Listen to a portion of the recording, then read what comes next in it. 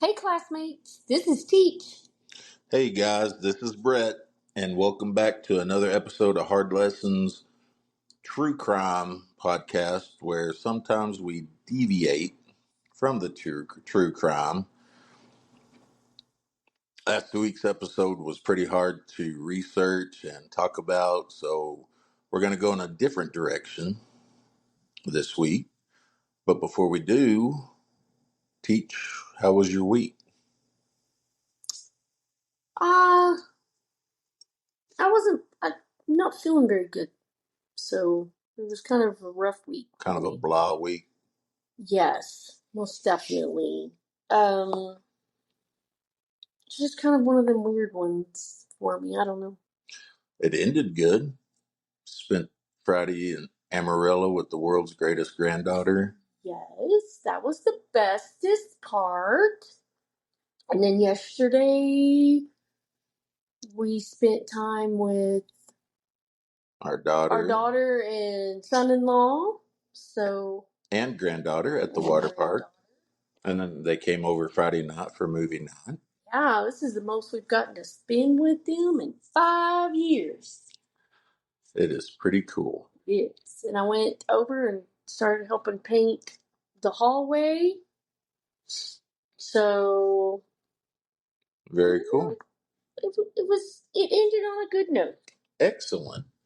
How was yours? Wasn't bad. Wasn't bad. I don't know. I don't think we've talked about it on the podcast, but classmates, I'm old and Not that old. and I am officially retiring from the city of Pampa. This coming Friday, August 1st, is my last day. 24 years with them. Been some great years, been some what the heck moments, but I appreciate everything that the city of Pampa has done for me and my family over the 24 years, for standing by me, for believing in me, and I'm going to miss some of you guys. Yep. So, There but you go. on to bigger and better things. Absolutely. So, um, we'll just see where the road leads. Hard Lessons is going nowhere. It's going to continue. Well, that's good to know. Absolutely. So, but yeah, so it's been kind of a weird week. Uh, Guys that I hadn't, you know, working for a place, and you'll understand this, working for the school district. You have coworkers that you may not see for 4 or 5 years, but you work for the same company. Yep. And so guys and ladies that I have worked with for years, but maybe haven't seen in a year or two, reached out to me this last week. Hey, congratulations on the retirement. Gonna miss you. Keep in touch. Thanks for your service. So it's been pretty cool ride. Awesome. So, For you to slap on the back and be like, see ya. yeah. So, with that being said, we can tell that summer is winding down. If you're the husband or wife of a school teacher, you can always tell that summer is winding down. The first thing that Teach does last day of school before she comes home, she goes to her hairdresser lady, beautician, cosmetologist, whatever they're called, and she gets her hair colored. That may not sound unusual. A lot of women go get their hair colored. But with the school district, it can't be colored anything unnatural. So Peach always gets a a different color every summer. This year it was kind of a greenish blue, Like a teal. kind of a teal color. So when she and our granddaughter got back into town Friday, she went and got her hair cut. And now it's got some reds and blondes and brown mixed in with it, and it looks freaking adorable. Yes. So 2 weeks. Teach goes back to work full time. In 3 weeks, Let's not talk about it. the school bells ring. No. And then 187 days. And you can get pink hair. Yep. Or whatever, maybe purple this time. I haven't done purple. You haven't done purple Mm-mm. ever, have you? Mm-mm. Yeah. Nope. Well, that'll be cool. All right. So What did you forget? So we've been doing this for our 2-year anniversary is coming up, middle of August. We've been doing this 2 years now. Mm-hmm. You'd think, this is why I say we're the worst podcast in the podcast business. You'd think I would remember everything. You forgot the ringy dingy. Started to say, you ready to get started? And I looked around. I didn't see our little smiley face. So are you ready to get started? I am. Class is in session. That was a little better this week. It was. You did really good. Maybe you shouldn't do it with your finger point or the tip. The tip? Maybe the dongle. Yeah. And give it like a dong. Wait a second and dong. Maybe so. Maybe so. Okay, so classmates, we have historically started off every episode with the more you know. Yes. And a few weeks ago, we introduced dad jokes. Mm-hmm. I would like to introduce a new segment this week to start us off. Dumb criminals. Mm. So, of course, this happened in Florida. Well, good. And sometimes crime just doesn't pay because the criminal is just plain stupid. Yes. Yes, I agree. Take example Florida man. Okay. He goes in and is like, what business would have the most cash?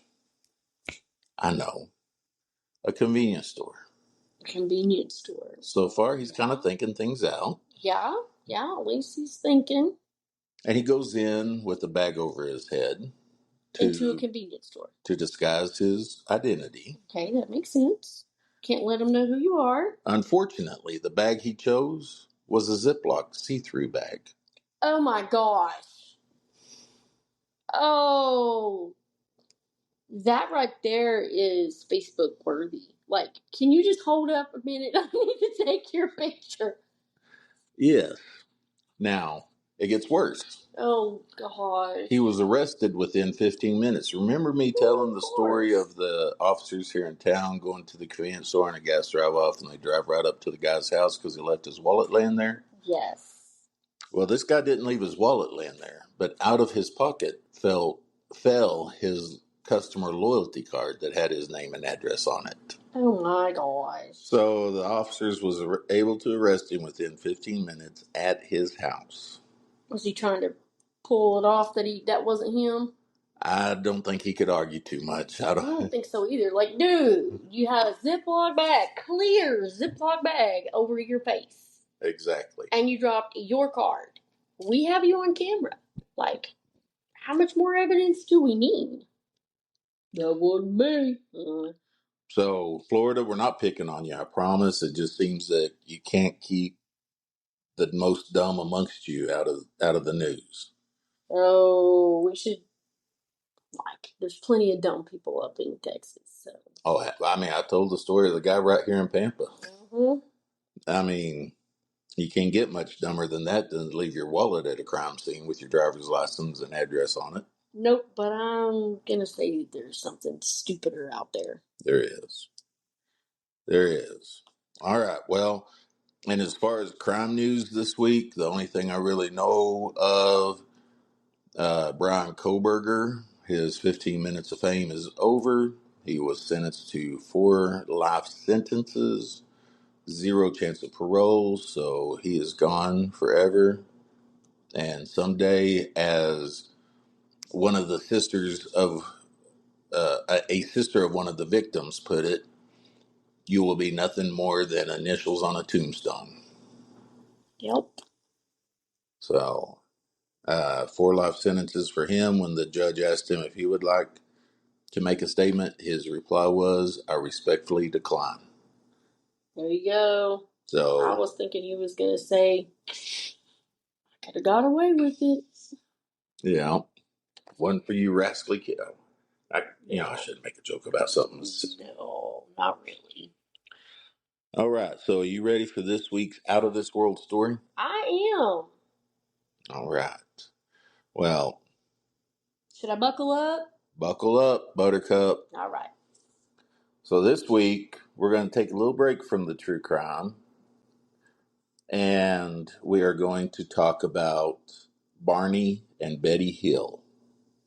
Barney and Betty Hill. Have you ever heard of them, Teach? Do they sound familiar? No. And I'm gonna try my hardest not to. Mm-hmm. But at some point during this episode, I am probably going to say Barney and Betty Rubble. Oh, okay. I'm going to try my best not to. Growing up, I was probably the biggest Flintstone fan, so it's going to be difficult, but I'm going to try my best. Okay. Barney and Betty were the type of couple that they didn't seek out the spotlight. If anything, they tried to avoid it. Okay.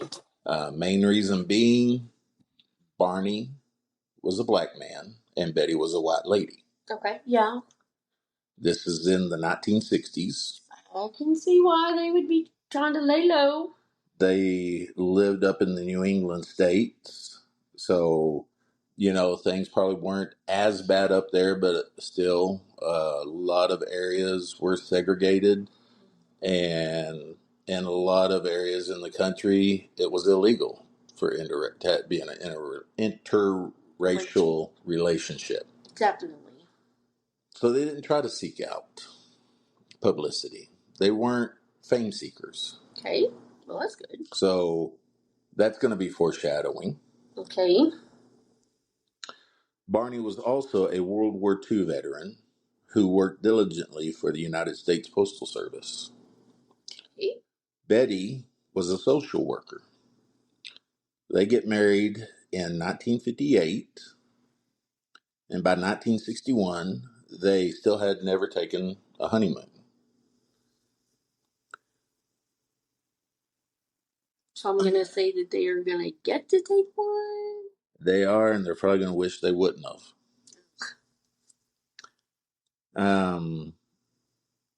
And like I said, in this time with segregation, the civil rights movements, even holding hands in public in an interracial Interracial relationship. was frowned upon. Good job, dude. Thank you. However, they were active in their community with the NAACP, within their church. But for the most part, unless they were working in some of those organizations, they kept to themselves. They weren't trying to stir things up. They weren't trying to be famous. They just wanted peace, privacy, and quietness. By September of 61, though, both of them had worked hard and saved money. And so it was time for their honeymoon. Yay! And I went up instead of down. So September 61, they loaded up their car and they take a road trip up to Canada. Okay. Go up and through Niagara Falls and through that area. They both take off work on a Friday, take the weekend off, and by Sunday evening they're going to be heading home. Or Monday they were going to be heading home, and both be back to work on Tuesday. Okay. So that was the plan.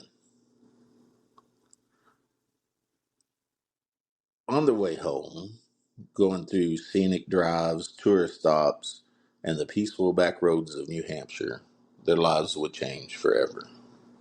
Dun, dun, dun. Dun, dun, dun. Could be playing the Perry Mason. Dun, dun. No, that's Law and Order. Yeah. The night of September 19th, 1961, while driving through an area of New Hampshire called the White Mountains, Okay.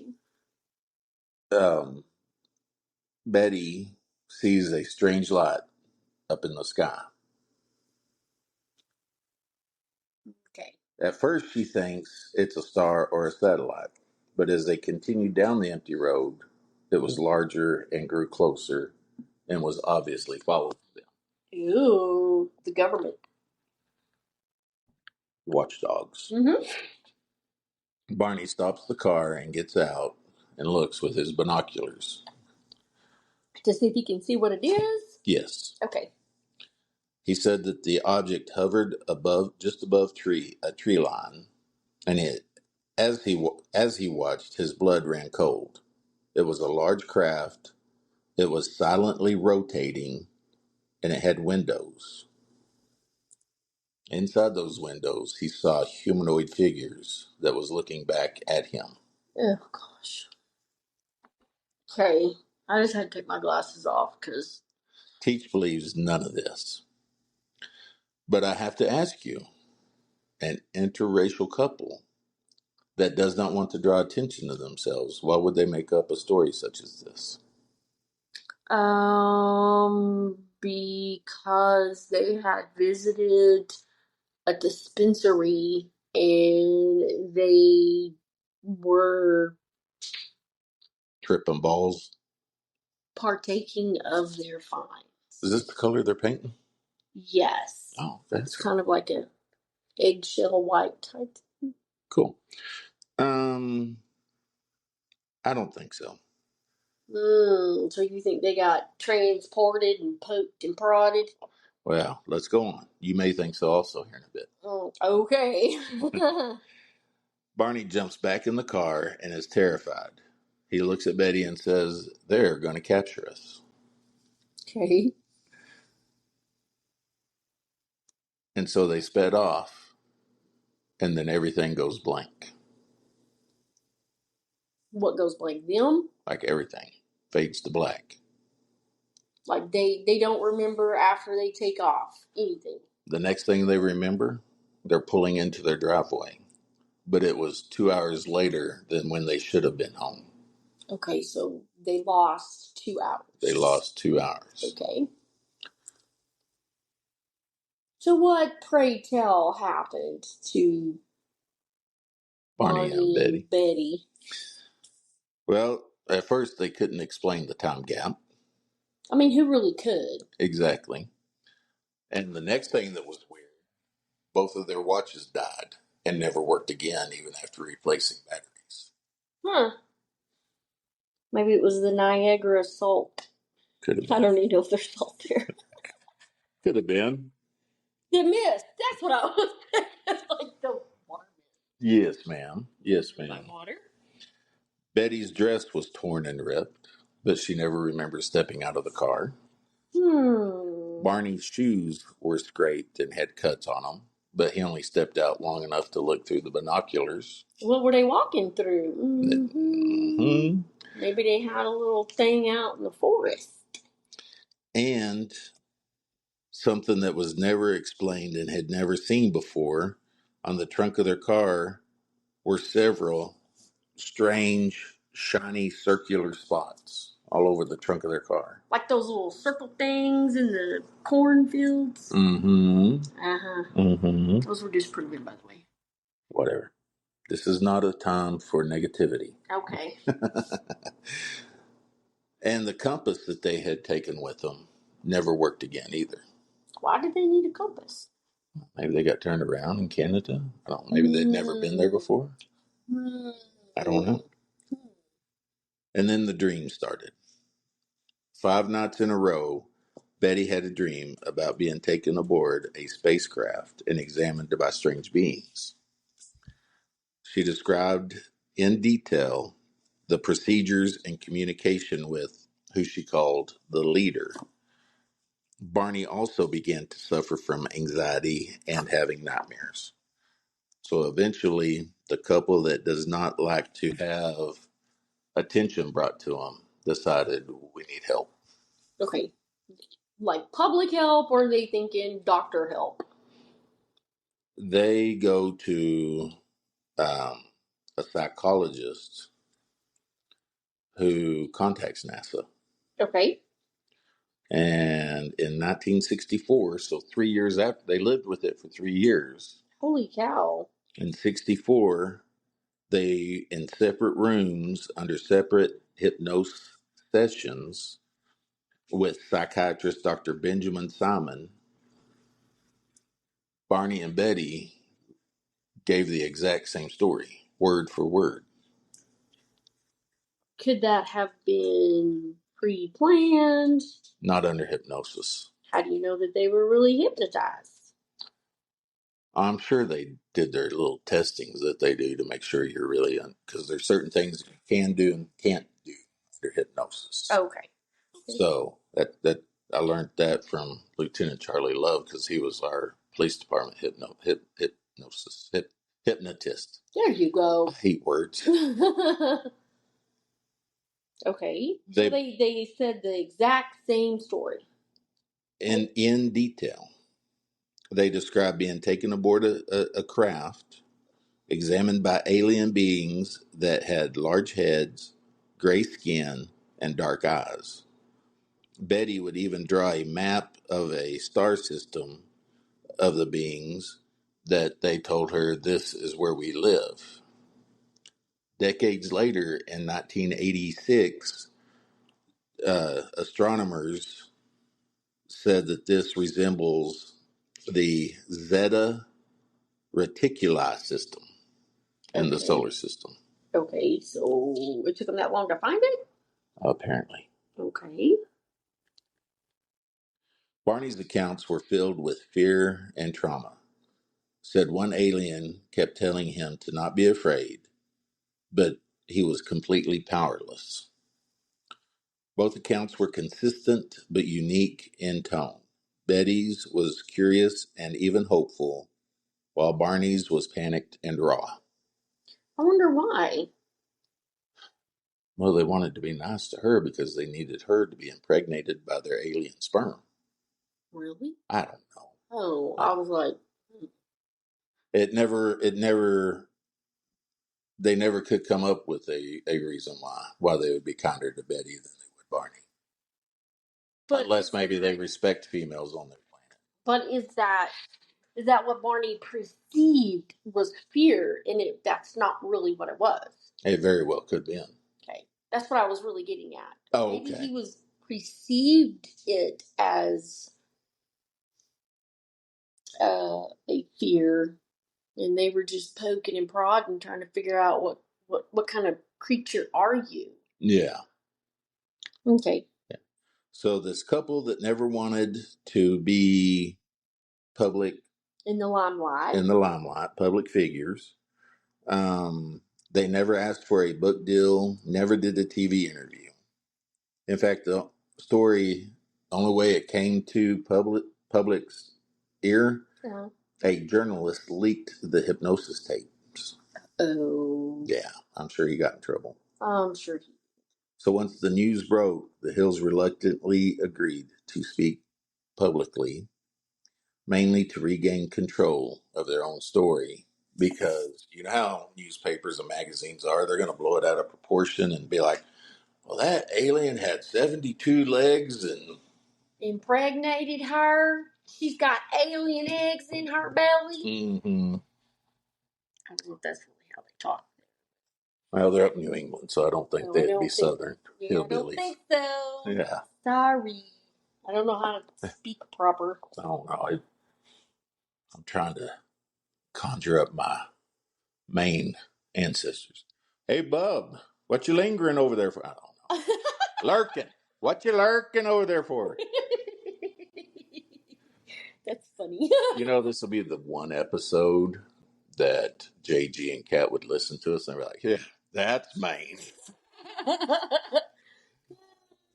But it would be funny. It would be funny. So, what is the legacies that the Hills leave behind? Don't smoke the funny weeds in the forest. Or if you're driving through the mountains and forest and you see a weird light, do not stop. Just keep going. Okay, so back to their legacy. The Hills account became the blueprint for future abduction claims. like the uh, oh my gosh, I can't remember the guy's name, but there was a movie made about him back in the 90s called Fire in the Sky. Yes, DB Sweeney was in DB it. Sweeney was in it. Yep. That's another famous alien claim. Was the Close Encounters with the Third? No, or I don't know. I think that was a fictional story. what is the one with Richard Dreyfuss? Third Encounter, Close Encounters with the Third Kind. Yeah, that's what I was trying to say. Yeah. Okay. I was saying Third Encounters with the Close. You've been backwards with a lot of things. Man. Yeah. But it also introduced us to many of the hallmarks that we associate with UFO lore today. The medical experiments, missing time, the gray aliens, implanted memories, just on and on. How do you know that they're implanted? Well, because you don't ever have them before. But how do you know? Don't poop on my parade. I'm just thinking, like, implant what kind of memories? That you wasn't a crackhead before, or you wasn't like a jerk before? They weren't jerks or crackheads. They had great jobs. No, I'm just saying in general. In general, yeah. They're gonna implant. Right. Because, if they're gonna abduct me, I want some plastic surgery. Like, get rid of this fat and stuff hanging off me and make me look gorgeous. FYI, classmates, she has no fat and she is gorgeous. Anywho, you better make it worth it. Yeah, hook a feller up. Yeah, because I'm gonna be telling them like, look at that picture before. Now look at me. I'm gonna call him Bob. Y'all just saw me a week ago, okay? I had man boobs. And they ain't there to look at me. Wait a minute. I will take my shirt off in public now. I'm just saying, better make it worth it. Yes, ma'am. Implanted memories. Memories of what? And who knew? Anyway, there's holes all in this. That's just stupid. Skeptics say that it was a shared delusion, a reaction to stress, race-based trauma, or even sleep paralysis. I don't believe any of that. But here's the thing. The Hills never changed their story. Usually people, if they were making it up, then they learned their lines well. They would mix up a detail or something. Yes, ma'am. Sadly, in 1969, Barney would pass away. But What did he pass away with? He had some kind of liver disease. Uh-oh. I don't remember what. Did them aliens I mean, they could have. There was no mention of him being sick beforehand. Huh.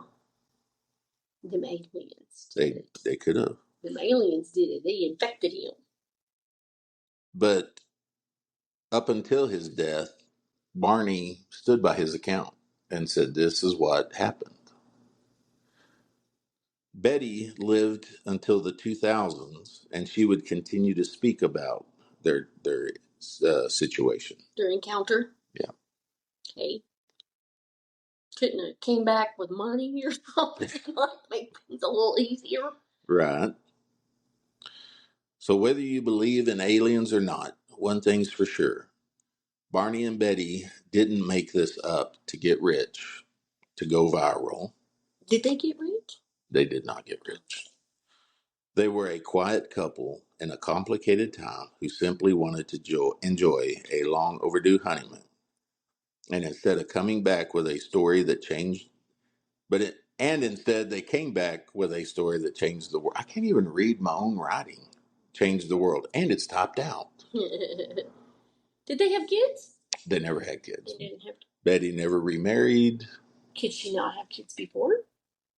I don't know. Maybe he couldn't have kids before. That's interesting. That is interesting. Maybe they didn't want any kids. Maybe so. These are questions I need answered.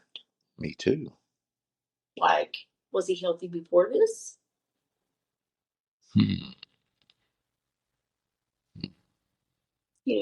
Because I'm thinking, okay, I'm coming up sick. It was them aliens. I need to get checking myself out, like doctors. And did they have people that believed them? Oh, yeah. Were there more people that believed them than not? Oh, yeah. Even high-ranking government people. Okay. Alrighty. So, do you believe them? No, absolutely.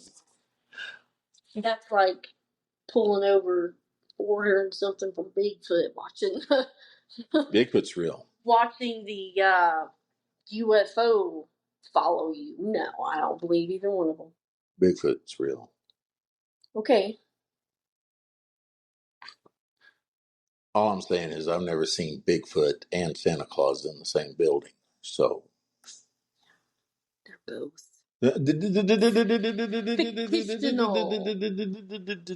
characters. Now, don't be giving no historical crap, because I know that stuff too, so don't. You better watch yourself. What? What's going to happen? I don't know. Okay. I'm going to have a Sasquatch knock on my door? Maybe. You don't know. Okay. Make a believer out of you. That it would. Then I'd have to be wondering, how are you talking and knocking on doors if you're supposed to be an ape thing? True that. True that. So, nope, don't believe. So, that is the story of Betty and Barney Hill. My bibliography this week. And I didn't read, obviously, because you know me, the entire books of these, but they are books from author John G. Fuller, The Interrupted Journey, 2 Lost Hours Aboard a Flying Saucer, published by Dial Press in 1966. Author Robert Schaefer, UFO Sightings, The Evidence, Prometheus Books in 1998. And author Kathleen Martin, Captured, The Betty and Barney Hill UFO Experience, New Page Publishing, 2007. And last but not least, the National Archives, Betty and Barney Hill Papers, University of New Hampshire .edu. So that is the story of Betty and Barney Hill. Teach, what is my grade this week? I'd have to give you a B. I'll take it. Yeah. I just don't believe it. There were some questions I had. I don't remember what they were. It's probably because the aliens was like, I'm tired of her pooping on us. Zap her memory. I highly doubt that. I think it could happen. Dang. I just. This is a question. Were there any other sightings recorded around that same time period in that same area? Not in anything that I read. Did you look it up? I didn't think to look that specifically up, but. So you don't know. And it would be add to credibility if there was another thing happening. Now, what I did fail to mention, like I said, it was a lonely county dirt road. Yeah. It was like 1 o'clock in the morning. Okay. So they were expecting to be home by like 1:45, and it was a little after 4 when they got home. Okay. Maybe some Appalachian people, Does it go all the way up into New Hampshire? Appalachian? Oh no. Dang it. I wasn't thinking that direction. Oh, okay. This way. Okay. I got you. Never mind. Maybe there are some backward people up in there. I don't know. That would be a good story to discuss, the Appalachian Mountains. Well, there's some weird things that go on. Oh my gosh. Let's talk about it. I don't believe any of them. Remember, I got to see it with my own eyes. Yeah. Okay. Absolutely. So, wow. So that At is. At least they didn't get laughed out of their town or something. Absolutely. Like, don't be talking to Barney and Betty. They crazy. They done off their rocker. Yep. Classmates, we thank y'all Oh, before we say goodbye, Ooh, what? I wish I remembered the lady's name. Carol. Carol. So, Elsa Romo, Panhandle, Texas. Yes. There is a Facebook page. Two ladies that live in Panhandle are doing great work, bringing attention to Elsa. They don't have a published date or anything like that yet, but they are writing a book about Elsa's case. Ooh, I want to read it. I want to know, like, what kind of information they have. Yeah. And so, do we got anything going on next Saturday? I don't know. We may take a road trip over to Panhandle. Drive around Elsa's house. Try to Okay. maybe say hi to Carol. I don't know. It's just a thought. Okay. Well, we'll cross that bridge when we get there. Absolutely. So, classmates, next week, maybe we'll go back to a true crime story. Maybe we will talk about a possible serial killer that was very close to us in Amarillo, Texas, back in the late 70s, early 80s. Was there a potential serial killer in Amarillo? Tune in next week and find out. Interesting. Until then, thanks for listening to Hard Lessons True Crime. And as we like to say around here, we're horrible now, but we're working hard on being terrible soon.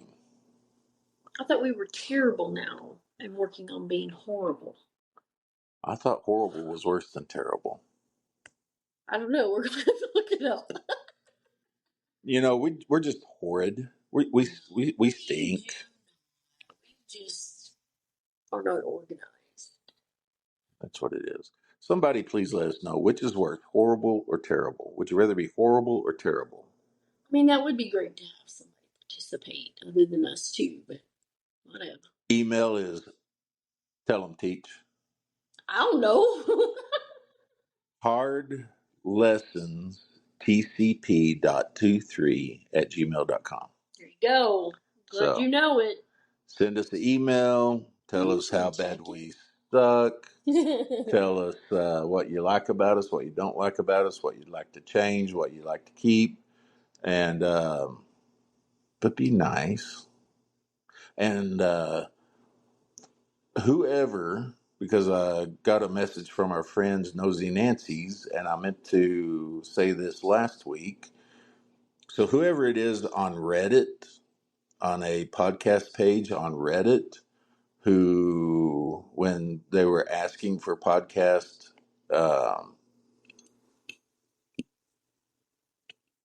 recommendations, whoever mentioned Hard Lessons True Crime and also Nosy Nancy's, thank y'all. Absolutely. Thank you. That's how we get the word out about us. You know, if you like us, share us. If you don't like us, go ahead and share us anyway, because somebody may have better taste than you. Um, but yeah, so leave us a rating, a review. Tell us what you like, what you don't like. We can't get better if we don't know what we're doing wrong. So That's right. maybe we'll be terrible soon or horrible. Maybe we'll be both. We'll be horrible. There you go. So, all right, classmates. Thank y'all. See y'all next week. Class is dismissed.